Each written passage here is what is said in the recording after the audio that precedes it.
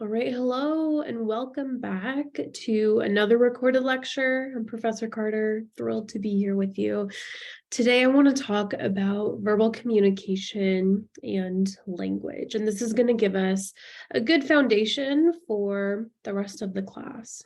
So I want to start off with identifying what we are going to be talking about and what we are not. So specifically, we're going to be focusing on verbal communication and not non-verbal. All language is symbolic, but not all symbols are language. So when we say verbal communication, we mean symbols in the form of either spoken words or written language or a couple other methods that we'll talk about in a second. When we say nonverbal communication, this is all other forms of communication besides words. And this includes facial expressions, posture, tone of voice, etc. Sometimes I think we confuse verbal with oral, and they are often related, but they're not interchangeable. So at the bottom of this slide, I have a really handy table for you. So we can see that verbal and oral and non-oral are two different components, two different elements of the equation. So oral just means whether we're using our voice or not. So we can have oral verbal communication, and that is spoken word. We can also have non-oral verbal communication, such as written language or even sign language. Sometimes sign language doesn't include using your voice, right? Oftentimes it doesn't, but it is still language. On the other hand, we can have our voice included and a part of nonverbal communication, such as crying, if you're a loud crier, laughing, coughing, right? All of those are nonverbal communication that includes our voice, but it's not necessarily language, and so we consider it nonverbal. Non-oral, nonverbal communication hopefully should be pretty standard and straightforward. Things like facial expressions, body language, right? We know all of that isn't necessarily language, although it does communicate. So I take this moment to talk about verbal versus nonverbal to just really double down on verbal communication. And that's what we're going to be focusing on today and in this module, thinking about language specifically. So when we think about language, there's three main attributes that really define what language is, how we use it, and how it can go wrong.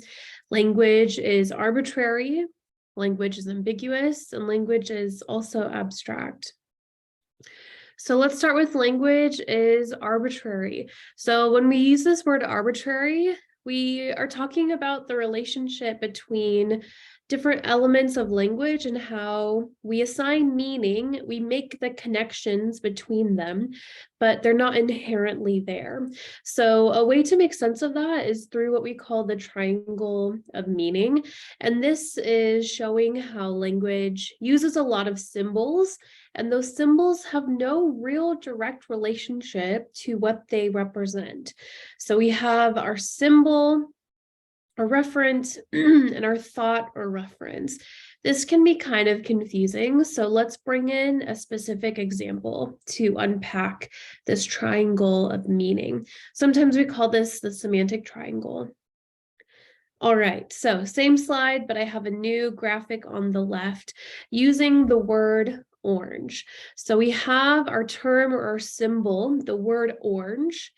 And when I say orange, it can conjure up a couple different thoughts. Maybe you think of the fruit orange, or maybe you think of the color orange, and that's going to be the thought or the referent up here at the top of the triangle, or the concept.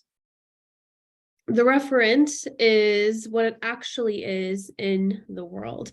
So the word orange is just a symbol, thrown together sounds that our mouth makes that we decide means this particular color and means this particular fruit. When I say the word orange, I don't spew out an actual orange fruit, right? But through this triangle of meaning, you know what I'm talking about because of your past experiences with that word, with that color, with that fruit. right? But there's no real connection between the three other than the meaning that we assign to it. Now I want to talk about how language is abstract. We've talked a little bit about symbols and language, and the symbols of language are not the thing itself. They're removed from concrete reality. And I think the triangle of meaning that we were just talking about does a good job of making that known, right? That symbols and words are not material or physical. So there can be a real wide range of abstraction when it comes to language. So we can have, really abstract words, such as the word wealth, a symbol that refers to prosperity, fortune, success in relation to material goods or other life conditions. Wealth is very abstract. It means a lot of different things to a lot of different people. And then when we get more and more direct, more and more concrete, we get to something that is slightly more tangible. And you can pause this and take a look and read all of the different levels of abstraction.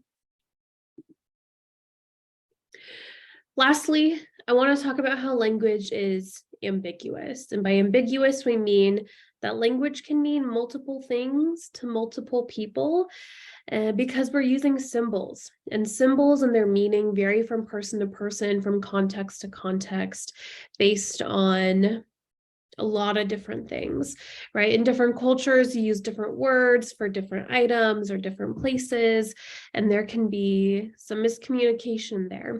I think earlier I talked about my midday example. Language is ambiguous. To me, the term midday is a range of time, but to my friend who is from New Zealand, midday means noon, 12 p.m. It's a specific time. So language is ambiguous. And because language is ambiguous, we can have issues that can arise from this mixed messages or multiple meanings based on the words that we use. So ambiguous language can cause confusion if you have a different association or definition of a term from the person who is using it. Ambiguous language can lead to overgeneralizing and stereotyping, right? All older people are bad drivers, right? That's ambiguous language, definitely overgeneralizing and stereotyping, and not true in all instances, but our language can sometimes set us up that way. And also ambiguous language can lead to what we call bypassing. And bypassing is when people unintentionally use the same word to mean different things or use different words to represent the same thing. And the problems of bypassing are much more likely to occur when we use ambiguous language because there is no real way of checking the accuracy of a term against the actual event it's being used to describe. So all of these are just different ways of explaining how, because language is ambiguous, it can cause miscommunications. So when we're thinking about communicating, when we're thinking about using language, when we're thinking about crafting arguments or engaging in debates or using various logic, we want to make sure that we're being mindful of the fact that language is ambiguous, language is arbitrary, language is abstract, and really think critically about the words that we use, because we want to make sure that we know what we're communicating, we're encoding properly, but we also want to think about the decoding process. Who are we speaking to, or who are we writing to? How are they going to interpret the words and the language that we use? And we want that process to reflect each other as much as possible. You want the meaning you put into your message to be interpreted by the person who is picking up on that message. So the last thing that I want to leave you with is this idea of doublespeak, is continuing on with this idea that language is ambiguous, and doublespeak makes the bad seem good, the negative seem positive, the unpleasant appear attractive or at least tolerable. It is language that conceals or prevents thought. So doublespeak is specifically when we're using euphemisms that are used to mislead or deceive, usually sometimes about an ugly or embarrassing situation, right? And ultimately, it just hides embarrassing matters and ugly realities. So here we're using language on purpose to try to sugarcoat things. And that's not necessarily being accurate to the situation. And sometimes it can make us unethical communicators if we're using doublespeak on purpose. So again, we want to make sure that we're being really clear and thoughtful and using a critical eye when it comes to the language that we use in this class, but also in the world at large. So thank you all for listening, and continue on with the rest of the module.